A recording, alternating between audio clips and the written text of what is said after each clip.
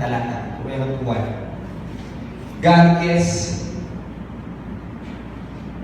nabiyasa kayo ng Hebrew, again, basa.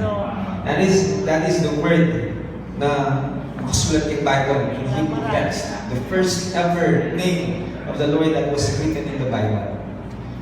Pag binasa mo din yan in Hebrew language, yan po ay equals Elohim. Kaya yun po ang ating pag-aaralan this evening. Ito unang araw, unang gabi ng 21 days na ito. God is our Elohim. Pwede mo natin siyang tawagin Elohim. Ano hong ibig sabihin ng Elohim? Elohim is God, our Creator. Yan ho ang ibig sabihin ng Elohim. So tonight, we will appreciate the Lord because He is our Maker. He is our Creator. That is the reason why yung song kanina is, I have a Maker. Araw-araw ko, gabi-gabi, ay ginagawin natin, we will worship the Lord na ako na doon sa ating pag-aaralan. Sino ho ba ang Diyos? Ang Diyos daw ay Elohim. Siya ang may lalang. Siya ang lumikha ng lahat ng bagay na makikita mo ninyo. Paano ho natin ma-appreciate ito? Kung meron mo kayong dalang Biblia, pakibukas po ang ating mga Biblia. In the book of Genesis, unang aklat ng Biblia, sa pinakaunang kabanata at sa pinakaunang talata. Genesis chapter 1, verse 1. Ganito ang mababasa natin. In the beginning, God created the heavens and the earth. Sa pasimula pa lamang ang Diyos ay lumikha o linikha ng Diyos ang langit at ang lupa.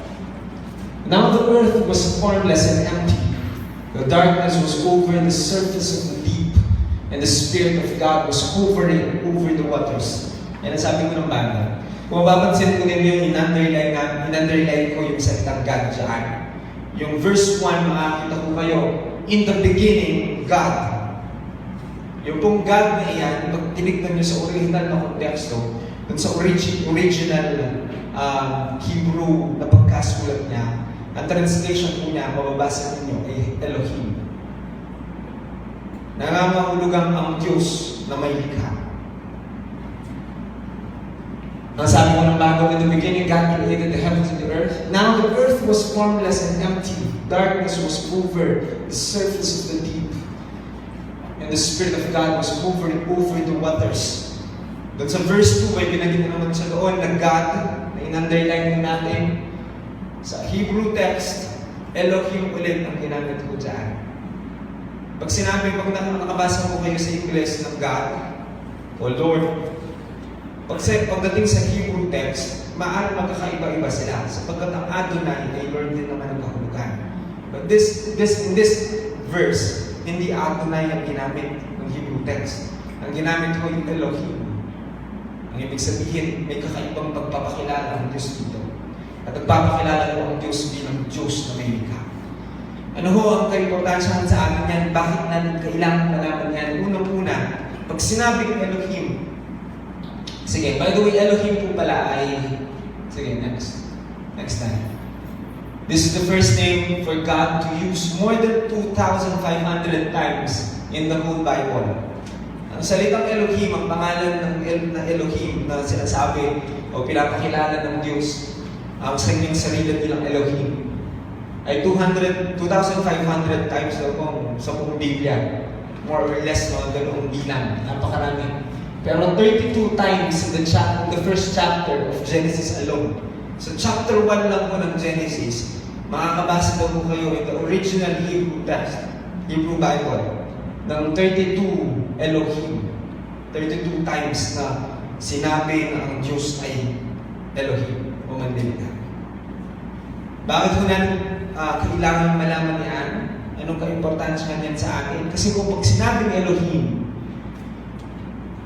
ipinapakilala ang Diyos bilang eternal. When you say Elohim, ang ibig sabihin, God, Elohim, is eternal. Sabagat ng Genesis 1, chapter 1, ay ganito kong nakasulat, in the beginning, God. Puputulin ko muna dyan. Ang ibig sabihin, sinasabi ng Bible, sa pasimula pa, ang Diyos. Ibig sabihin, right before the start of creation, God already exists. Bago pa man ang pasimula, siya ay naroon na. Isa pong tawag sa Diyos sa Biblia ay siya daw ang Alpha at Omega. Siya daw ho ang beginning and end.